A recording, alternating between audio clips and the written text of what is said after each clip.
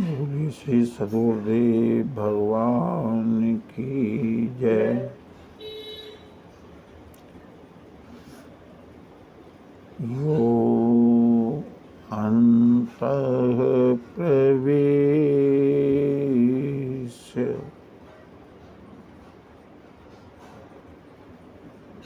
मम वाचमिमां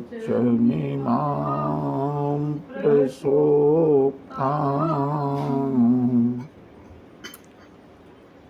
संजीवयत्यखिलश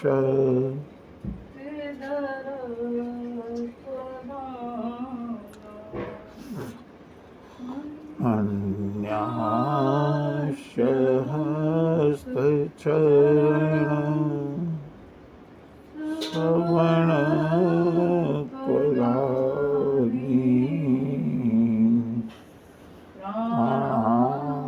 नमो भगवते पुरुषाय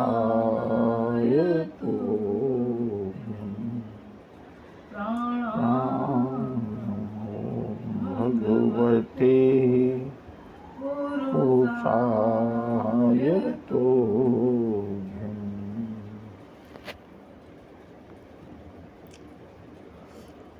वंशी विभूषितकरा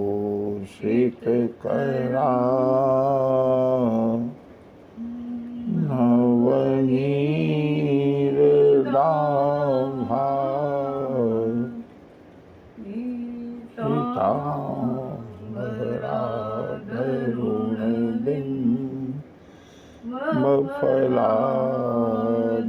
मफलाधरोष्ठा पूर्णेन्दु सुंदर मुखादरविंद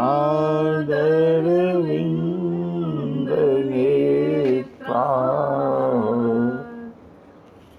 कृष्णा परम किमपिता त्वमहं न जाने। कृष्णा परम किमपिता त्वमहं न जाने।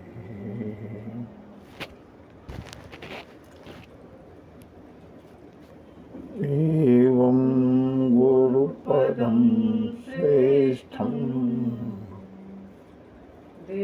देवानामपि दुर्लभम् आहुः गणश्चैव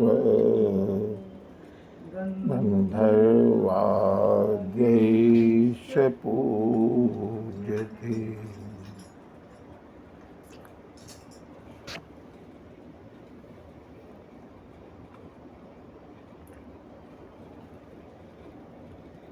कर्पूरवैरिणं योगीशनाथं पाणौ त्रिशूलं चतुर्पुण्डधारी ददाति मुक्तिसुचिर्नाम यस्य तं रामलालं शरणं प्रपद्ये। श्रीरामलालं शरणं प्रपद्ये। श्रीरामलालं शरणं प्रपद्ये। बोले योगेश्वर भगवान की।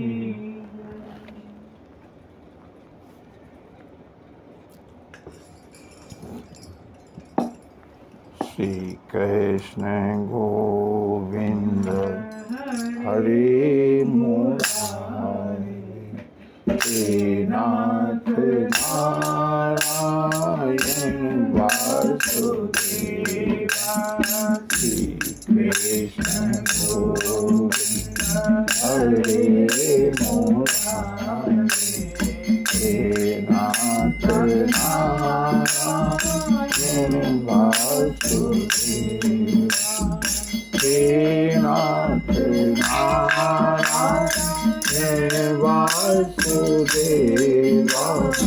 हे नाथ नारायण वासुदेवा हे नाथ नारायण वासुदेवा हे नाथ नारायण वासुदेवा श्री कृष्ण गोविंद हरे मुरारे हे नाथ नारायण वासुदेवा श्री कृष्ण गोविंद हरे मुरारे हे नाथ नारायण वासुदेवा राधे कृष्ण राधे कृष्ण राधे कृष्ण राधे कृष्ण राधे कृष्ण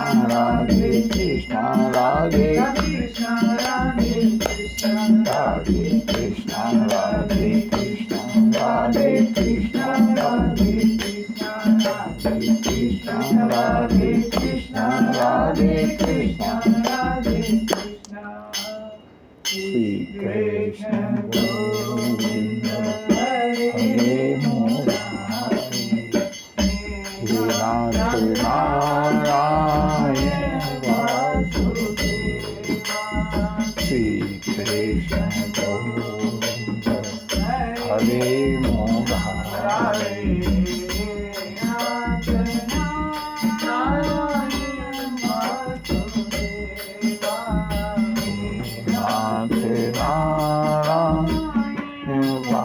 हरे मुरारे नारायण वासुदेवा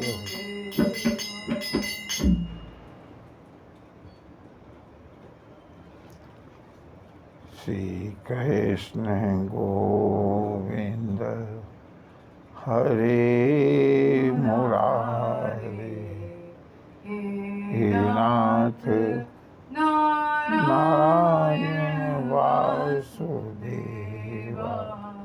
हे नाथ नारायण वासुदेवा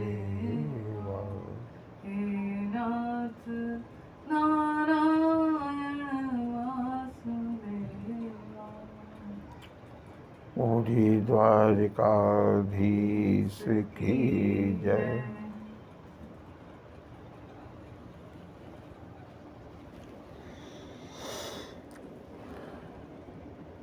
बंधुओं, कल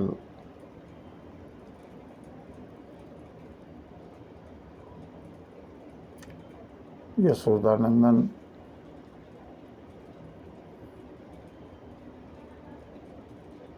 नंदनंदन श्याम सुंदर का प्रेम के साथ सभी लोगों ने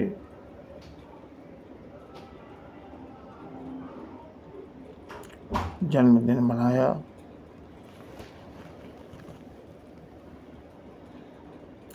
और इस जन्म लेने का अभिप्राय भगवान द्वारिकाधीश अध्याय 4 के श्लोक नंबर 7 और 8 में बताते हैं।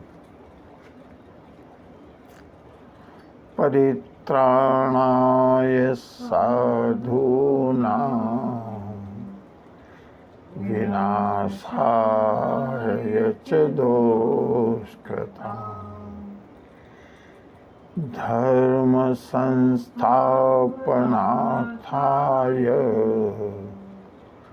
संभवामि युगे युगे।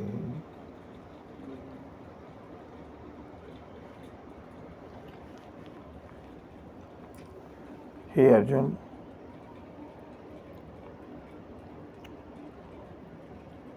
साधु पुरुषों को संरक्षण देने के लिए, परित्राणाय का अर्थ है रक्षा करने के लिए,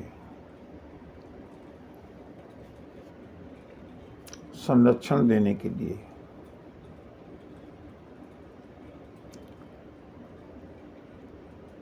और विनाशाय च दुष्कृतां, दुष्ट लोगों का विनाश करने के लिए।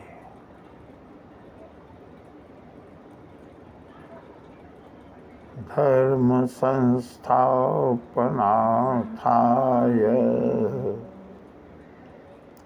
धर्म की स्थापना करने के लिए।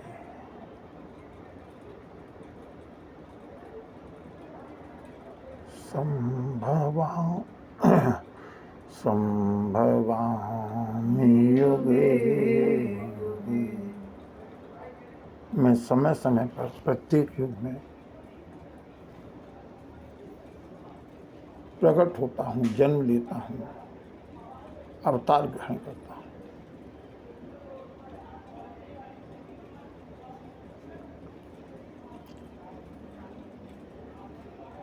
वो एक बात निश्चित समझ लें, प्रभु साधु संतों का, सज्जन पुरुषों का संरक्षण, मार्गदर्शन संस्कारी प्राणियों का हमेशा करते हैं।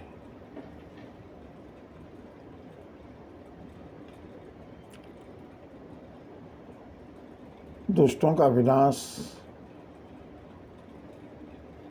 उनके कर्मों के अनुसार होता ही रहता है।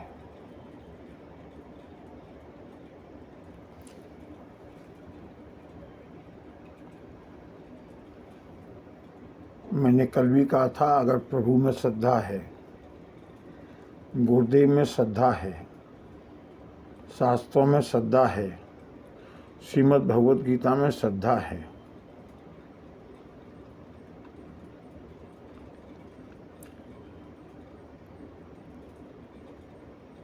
तो हमें हमारा मार्गदर्शन स्वतः प्राप्त होता है। और अगर श्रद्धा नहीं है तो परमात्मा एक बार नहीं 100 बार भी अगर वेश बना करके, प्रकट होकर के, अवतार ग्रहण करके, जन्म लेकर के हमारे सामने आ जाए, शिशुपाल की तरह, दंतवक्त की तरह, जरासंध की तरह, कंस की तरह, रावण की तरह,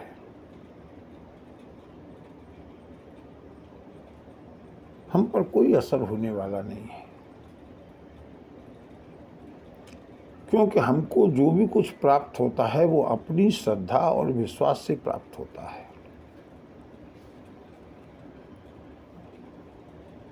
स्वामी रामकृष्ण परमहंस के कितने शिष्य हुए, लेकिन विवेकानंद एक ही हुए।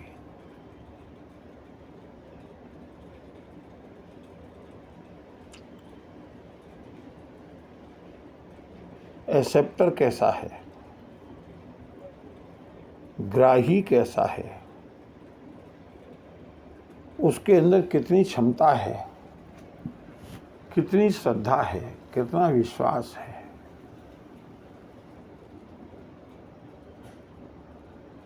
लेने वाले के ऊपर निर्भर करता है।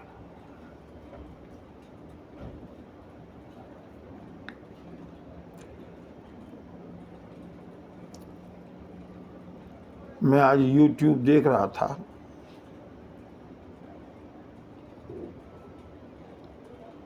एक बड़ा ही मोटिवेशनल इंटरव्यू सुनने को मिला। उन 2000 वर्ष पहले संतों की कथा हमने सुनी है, लाखों वर्ष पहले की संतों की कथाएं सुनी हैं। फिर धीमे धीमे मैंने उसको अर्वाचीन और नवीन काल में लेकर के आया। 200-300 वर्ष के समय की भक्तों की कथाएं, 50-100 वर्ष के पूर्व के भक्तों की कथाएं।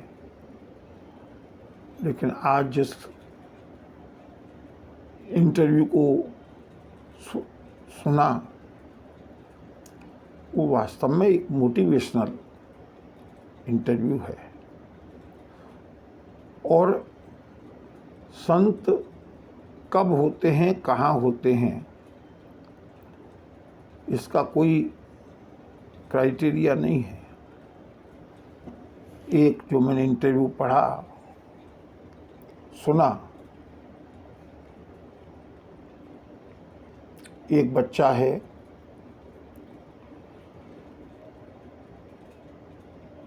एक वीक पहले ही उसका इंटरव्यू आया है। आज की तारीख में उसकी आयु केवल 23 साल है।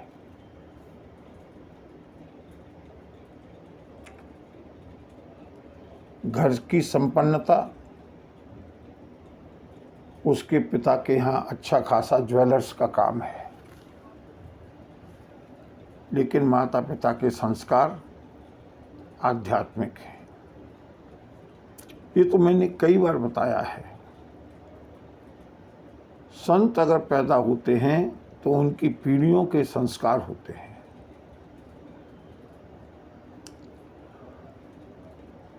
अब मैं जरा बच्चे का बायोडाटा सुनाता हूँ। 2015 में इस मेधावी छात्र ने IIT कानपुर में इसका सिलेक्शन हुआ, बीटेक में। और 2019 में इस बच्चे ने IIT को पास आउट किया।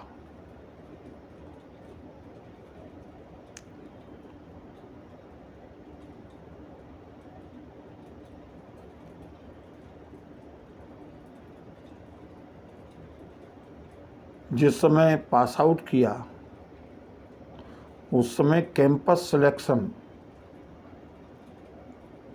30 लाख रुपए का स्टार्टिंग में मिला। उसका कहना था ये तो मेरा पहला सिलेक्शन था, कैंपस सिलेक्शन था, अगर मैं थोड़ा वेट करता तो 50 लाख तक का, 60 लाख तक का मुझे पैकेज मिल सकता था। लेकिन 30 लाख भी एक प्रेटी अमाउंट है। 30 लाख रुपए का पैकेज मिला, लेकिन उसने कहा कि जब मैंने विचार किया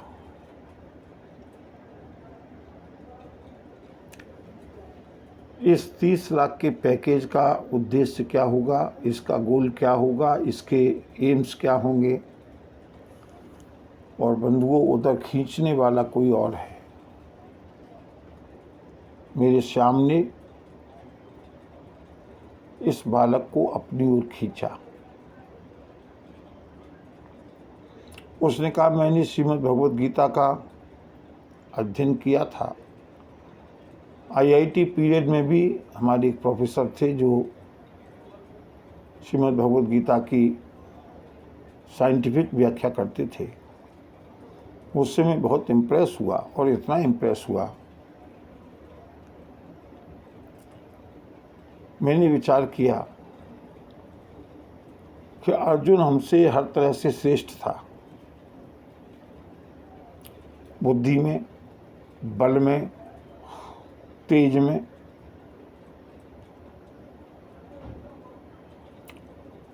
संपन्नता में, सब तरह से हमसे श्रेष्ठ होते हुए भी अर्जुन अगर श्रीमद् भगवद गीता सुनने के लिए भगवान द्वारकाधीश की शरण में जा सकता है तो निश्चित रूप से वो गोल हायर होना चाहिए। जब मैंने इधर का विचार किया तो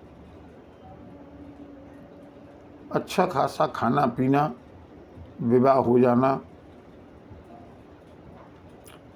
एक बड़ा सा मकान बना लेना, एक अच्छी सी गाड़ी ले आना, और इसी जीवन में रहते रहते अपना पूरा जीवन व्यतीत कर देना। बोले मुझे लगा ये जीवन का गोल नहीं है, जीवन का लक्ष्य, जीवन का मोटो इससे कुछ बढ़ कर के है। और बंधुओं, उस बच्चे ने केवल श्रीमद् भगवत गीता के इंस्पिरेशन से, प्रेरणा से अपना पैकेज ठुकरा दिया, अपने माता पिता को समझाया और श्री वृंदावन धाम में आकर के केशव वर्मा से केशव दास बन गया। श्रीमद् भगवद गीता की शरण में उससे जब पूछा गया कि तुमने कोई इमोशनल डिसीजन तो नहीं लिया, क्योंकि डिसीजन लिए हुए भी 2 वर्ष हो गए श्री वृंदावन धाम में रहते हुए, अब आगे का क्या विचार है। और उससे एक बात बहुत अच्छी पूछी कि जब तुम्हारे घर का माहौल भक्तिपूर्ण था, आपके माता पिता भी धर्मात्मा हैं, भक्त हैं, तो तुमने अपनी साधना घर पर रह कर के क्यों नहीं की? उसका उत्तर था कि हमारा जो जीवन है वो औसतन 5 व्यक्ति जो हमसे मिलते हैं उनका जो औसत होता है उसका प्रभाव हमारे जीवन पर पड़ता है। IITN होने के बाद मेरा जो संबंध होता वो माता पिता से कम रहता, और माता पिता के साथ घर में रहने पर भी मुझे महापुरुषों का, संतों का उतना सानिध्य नहीं मिलता। मैं जहाँ पर हूँ बहुत प्रसन्न हूँ, क्योंकि अब मुझको ये मालूम पड़ा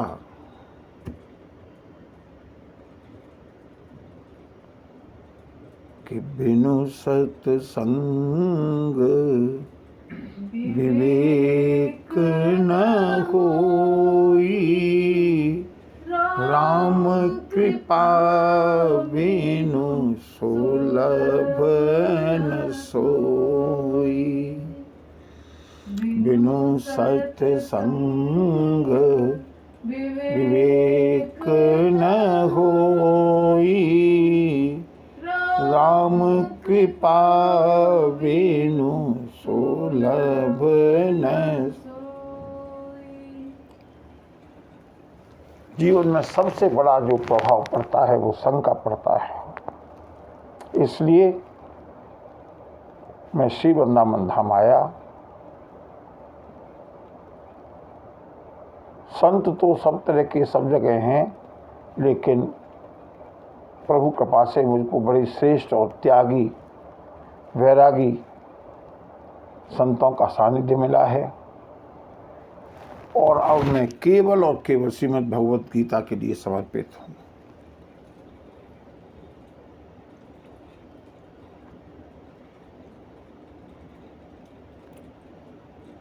किसने खींचा, किसके प्रवचन सुने? बंधु, जिसके संस्कार होते हैं ना, प्रभु उसको खींच लेते हैं।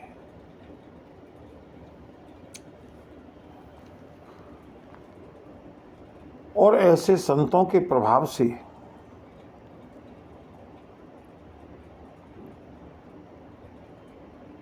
हमारी वसुंधरा आज भी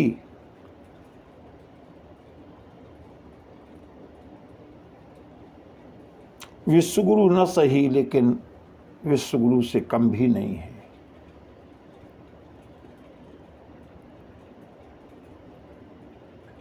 उसने कहा यद्यपि मुझको थोड़ा सा समय एडजस्ट होने में लगा, क्योंकि मेरी भी कुछ महत्वाकांक्षाएं थीं।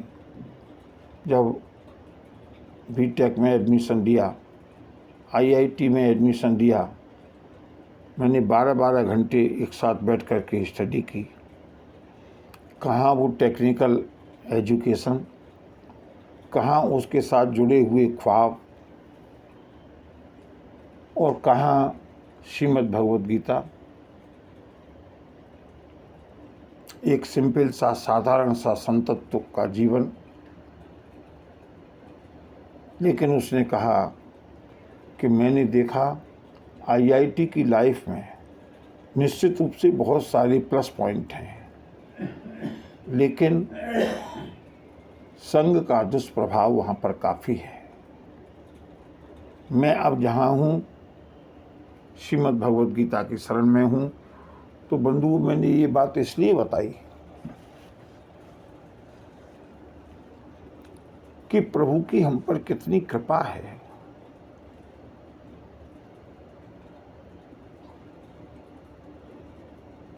बड़े बड़े पदों को ठुकरा करके, बड़े बड़े, जहाँ एक और ऐसे लोग हैं जो चीटिंग कर रहे हैं, जहाँ एक और ऐसे लोग हैं जो केवल पैसे के लिए भाग रहे हैं, मानते हैं। लेकिन बंधुओं, भारत वसुंधरा में ऐसे भी लोग हैं, और ऐसे न जाने कितने संत होंगे जो समर्पित हैं सत्संग के लिए, समर्पित हैं श्री राम कथा के लिए, समर्पित हैं श्रीमद् भगवद गीता के लिए, समर्पित हैं श्रीमद् भागवत के लिए।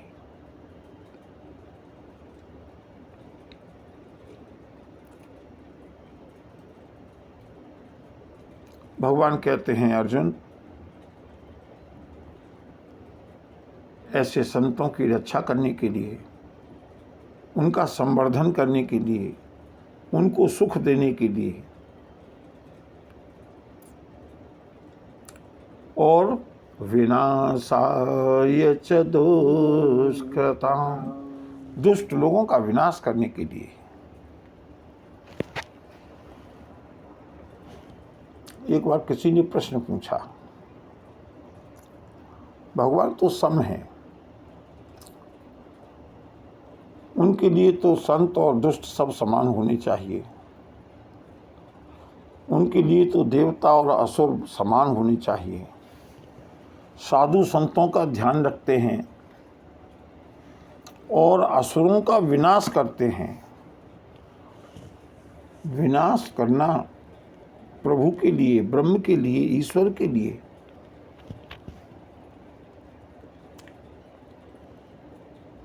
ये कहाँ तक जस्टिफाइड है? बंधु, प्रभु की किसी से दुश्मनी नहीं है। प्रभु को किसी से द्वेष नहीं है, किसी से राग नहीं है। प्रभु का एक ही उद्देश्य है, प्राणियों का कल्याण हो।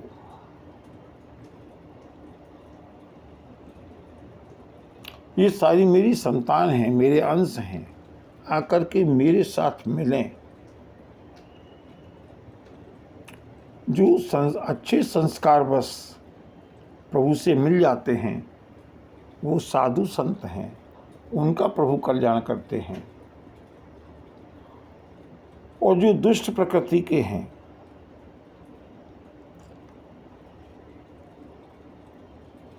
जिनको कि समझा करके कल्याण के रास्ते पर नहीं लाया जा सकता, भगवान को उनसे कोई द्वेष नहीं है। लेकिन उनका कल्याण करने के लिए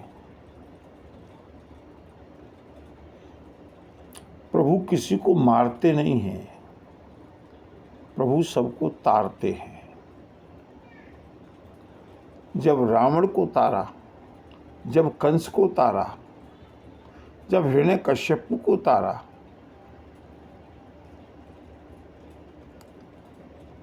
तो फिर प्रभु के लिए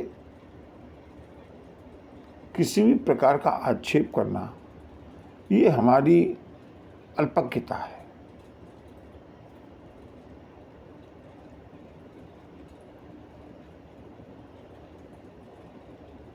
एक और विलक्षण प्रश्न किसी ने पूछा, अगर हम दुष्ट प्रकृति के हैं और हमको मारने के लिए प्रभु को अवतार लेना है और फिर हमारा कल्याण हो जाएगा, तो फिर हमको सत्संग करने की, सुधरने की क्या आवश्यकता है? हम तो दुष्ट बने रहने ही अच्छा है, क्योंकि विनाशाय च दुष्कृताम्, दुष्टों का नाश करने के लिए प्रभु अवतार लेते हैं और उस विनाश के द्वारा प्रभु कल्याण करते हैं। बंधुओं, प्रभु हरेक के विनाश के लिए अवतार नहीं लेते। पहली बात, हम बिगड़ जाएंगे और प्रभु आकर के अवतार लेंगे और हमारा उद्धार कर देंगे, ऐसा सोचना गलत है। अरे हम जैसे जाने कितने बिगड़े हुए हैं। हम इसी इच्छा में, हम इसी आशा में सुधरना नहीं चाहते कि प्रभु हमारा कल्याण करेंगे। उससे पहले न जाने कितने लोग हमारा कल्याण कर चुके होंगे। तो न कल्याण होगा, न उद्धार होगा, फिर से हम इसी माया जाल में भटकते रहेंगे, इसी 84 के फंदे में घूमते रहेंगे। इसलिए ये सोचना व्यर्थ है। ये इस तरह के कुतर्क हैं कि हम तो दुष्ट ही अच्छे हैं। और कल्पना करें कि प्रभु हमको मारने के लिए अवतार ले भी लें,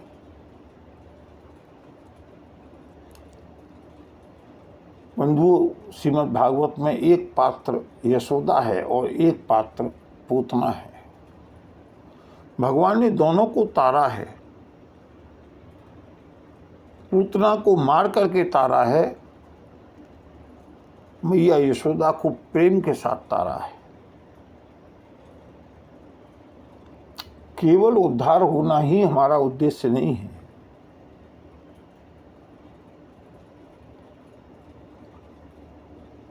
अगर जीवन भर हम सुधरेंगे, संत संग करेंगे,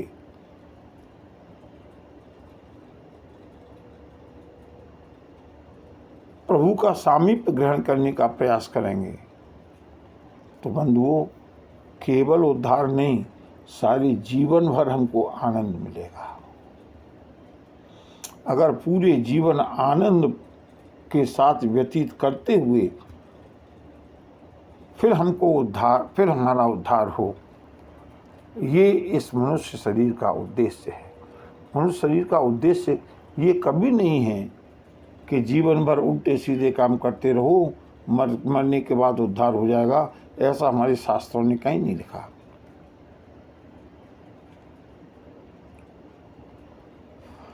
चाहे विभीषण हो, चाहे बालक ध्रुव हो, महाराज ध्रुव हो, चाहे महाराज प्रहलाद हो,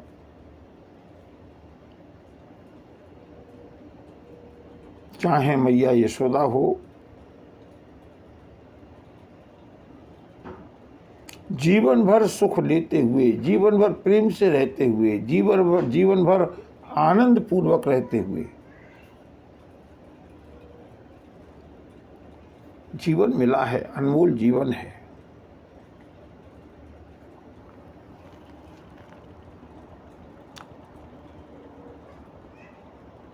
यही तन कर फल विषय न भाई, स्वर्ग हु स्वल्प अंत दुख दाई।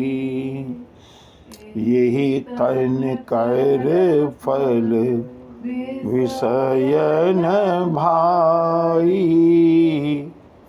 स्वर्ग हु स्वल्प अंत।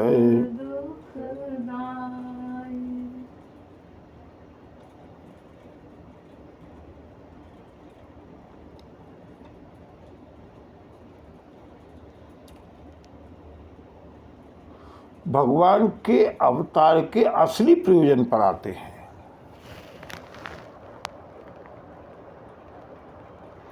भगवान तो सर्वसमर्थ हैं।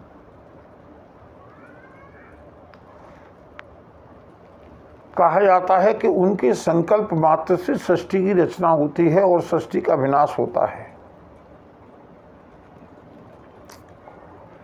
तो क्या जरूरी है कि प्रभु अवतार लेकर के आए और फिर धर्म की स्थापना करें? धर्म की स्थापना तो प्रभु अपने संकल्प से भी कर सकते हैं।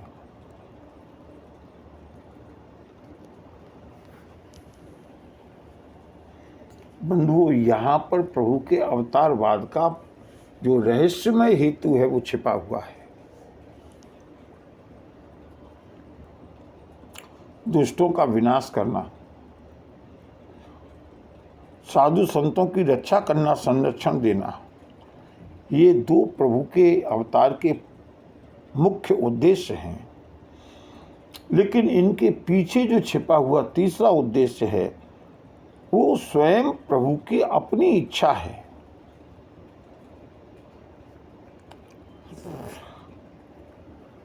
और इसको भगवान ने रामचरितमानस में सुंदर कांड में विभीषण जी से कहा, विभीषण तुम सारिखे संत प्रिय मोरे, धरहूं देह, अंडरलाइन कर लेना, अंडरलाइन कर लेना प्रभु के मुख्य प्रयोजन की। तुम सारिखे संत प्रिय मोरे, और मैं धरहूं देह नहीं आनने निहोरे। मैं तुम जैसे संतों के लिए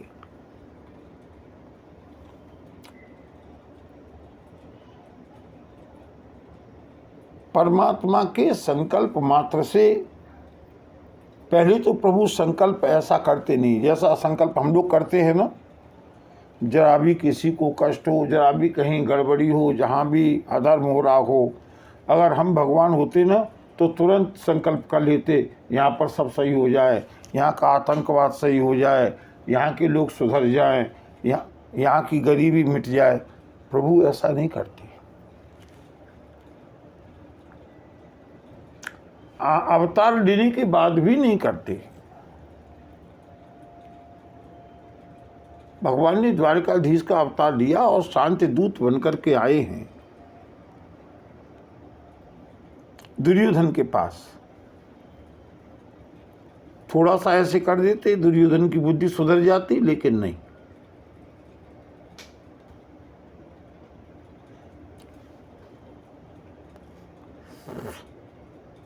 प्रभु के आने का उद्देश्य धर्म संस्थापनार्थाय,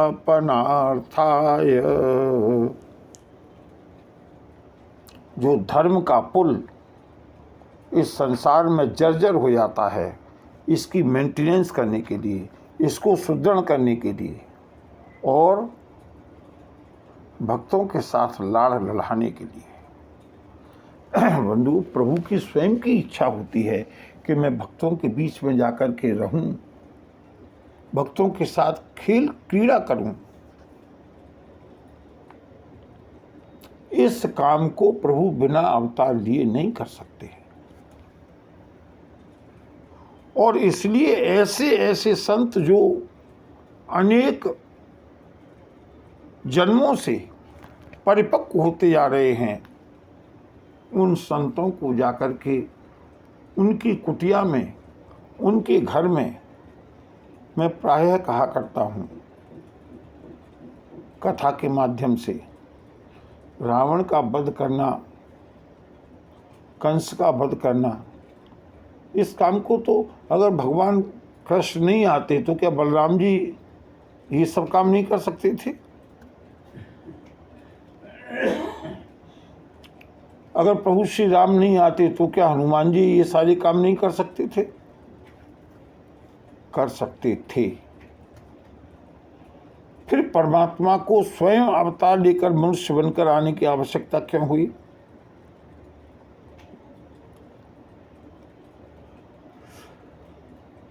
रावण का वध तो कोई भी कर सकता था, महर्षि परशुराम कर सकते थे,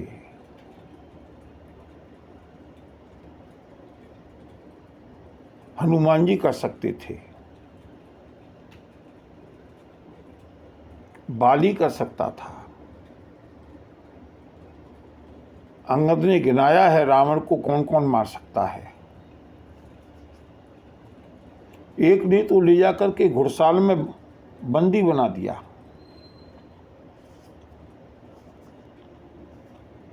माना कि रावण परम पराक्रमी था, उसको वरदान प्राप्त थे, उसको जीतना आसान नहीं था, लेकिन रावण को मारना भी असंभव नहीं था वरदानों के अनुसार भी, क्योंकि मनुष्य और बानर केवल 2 मार सकते थे। और बंधुओं, हनुमान जी भी बानर थे, बाली भी बानर था, परशुराम भी मनुष्य थे, सहस्त्रार्जुन मनुष्य था। कंस का भी वध कोई भी कर सकता था, शिशुपाल का वध, दंतवक्त का वध कोई भी कर सकता था। प्रभु के आने के कारण आप लोग नोट कर लें, राम कथा में और कृष्ण कथा में।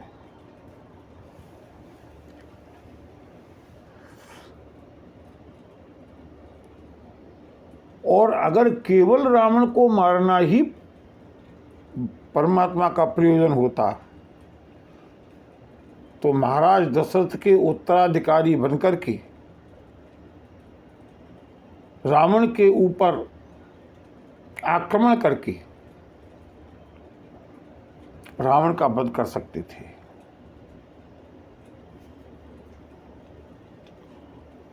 या तो उस समय इतनी मंत्र शक्ति थी कि श्री राम चाहते तो अयोध्या में बैठे बैठे भी रावण का वध कर सकते थे, लेकिन नहीं।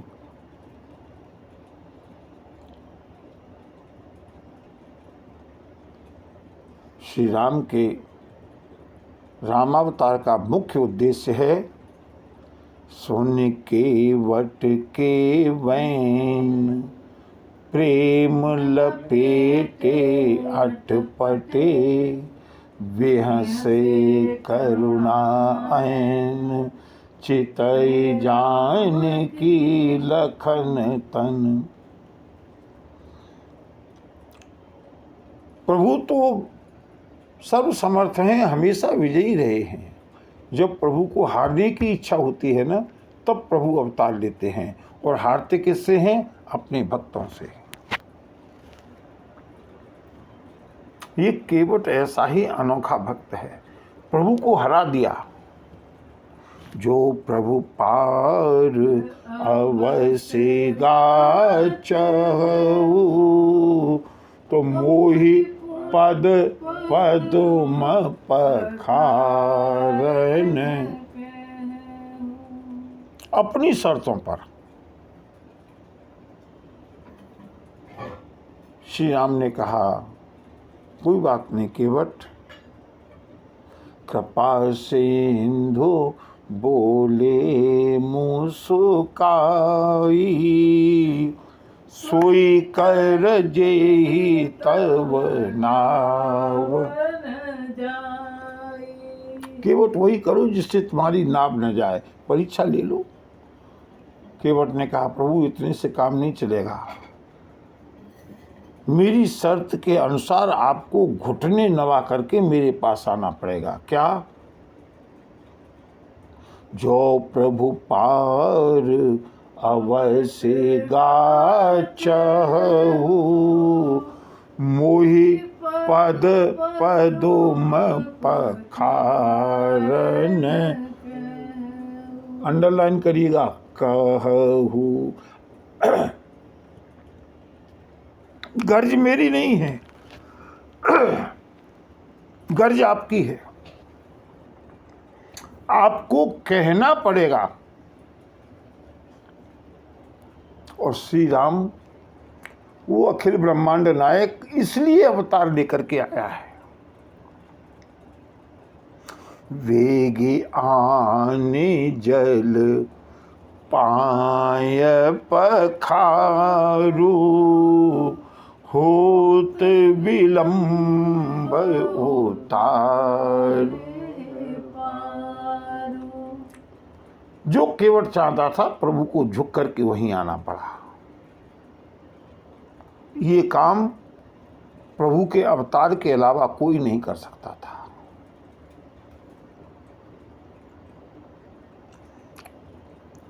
जिस समय राम पहुंचे हैं पंपा सरोवर के निकट, श्री राम पंपा सरोवर से जल लेना चाहते हैं। वहाँ के ऋषि मुनियों ने कहा इस सरोवर का जल मत लो। श्री राम ने कहा क्यों? यहाँ पर एक आदिवासी महिला है, एक अछूत महिला है जो इस पंपा सरोवर से उसने इस सरोवर को प्रदूषित कर दिया है। वो इस सरोवर का जल प्रयोग में लाती है। श्री राम ने कहा ऋषियों तुम्हारी सारी साधना व्यर्थ हो गई।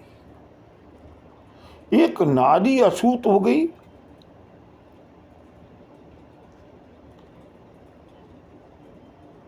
नारी तो माँ है, नारी तो बहन है, नारी तो पत्नी है, नारी तो भक्ति स्वरूपा है। नारी अगर अछूत हो गई, बताओ मुझे उसका आश्रम किधर है? और बंधुओं, इस काम के लिए प्रभु श्री राम ने अवतार दिया। इस काम को सिवाय राम के कोई दूसरा नहीं कर सकता। सबरी देख राम ग्रह आए, मुनि के वचन जान जिय।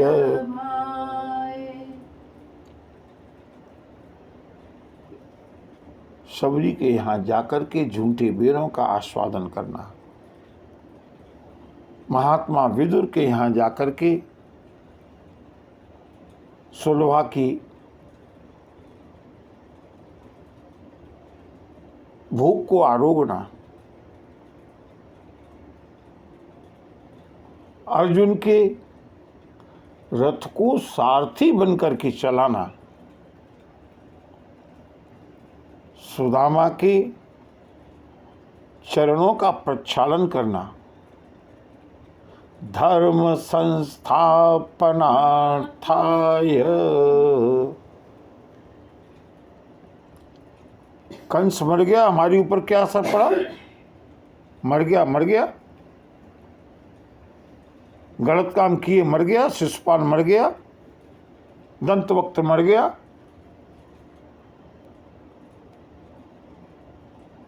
मुष्टिक और चाड़ूर पहलवान मर गए, पूतना मर गई, हमें क्या पड़ा? उनसे हमें चाहे कुछ मिला हो न मिला हो, लेकिन बंधुओं 5000 वर्ष के बाद भी जो हमको मिला है वो मिला है कि आज भी प्रत्येक व्यक्ति जानता है कि मित्रता हो तो कृष्ण और सुदामा जैसी हो। धर्म संस्थापनार्थाय, ये स्थापना करने के लिए।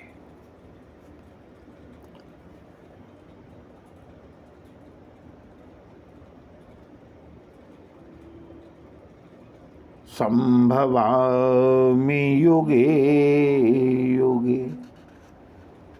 बंधुओं, समय हो गया, अगले श्लोक की ओर हम देखते हैं।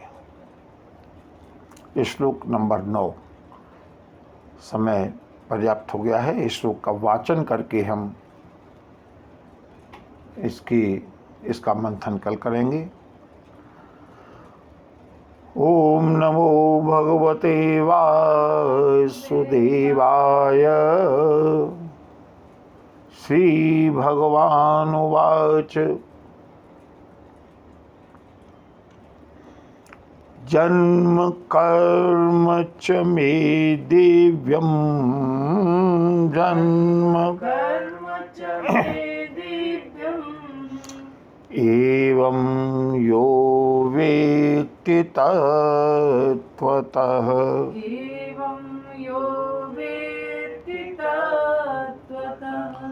त्यक्त्वा त्यक्त्वा देहे पुनर्जन्म त्यक्त्वा देहं पुनर्जन्म त्यक्त्वा देहं पुनर्जन्म त्यक्त्वा देहं पुनर्जन्म नैति मामेति सोऽर्जुन। नैति मामेति सोऽर्जुन। बोलिए भक्तवत्सल भगवान की। नमः पार्वती पतये हर हर महादेव। जय गुरु।